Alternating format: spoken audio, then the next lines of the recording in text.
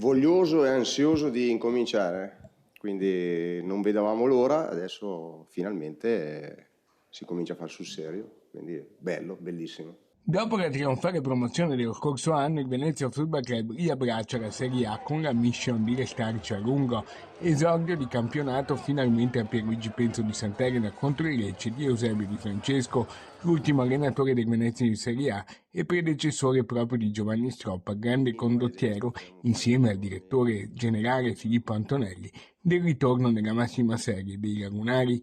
Incroci le emozioni, ma quel che più conta è che contro il Lecce sono già in palio punti salvezza molto molto preziosi. Cercheremo di essere equilibrati, solidi e cercando di fare la nostra partita come sappiamo fare. Affrontiamo un avversario tosto, ci sono assolutamente delle identità forti da dover affrontare, quindi dobbiamo essere veramente perlomeno molto più bravi di quello che abbiamo fatto col Modena. C'è grande entusiasmo attorno al Venezia per la crescita di società e squadra. I Lagunari però non vincono l'esordio in Serie A da ben 86 anni.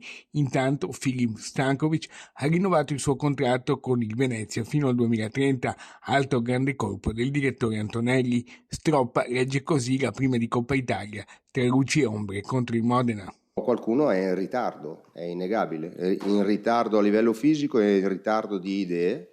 Detto questo, si migliora, si va avanti, si lavora a poter migliorare le cose che sicuramente non abbiamo fatto bene. Ci sono tante cose positive, ma sicuramente abbiamo mostrato troppi difetti, soprattutto nelle ripartenze dell'avversario. Quindi quando parlo di solidità, quando parlo di equilibrio, sicuramente bisogna partire da una fase difensiva più attenta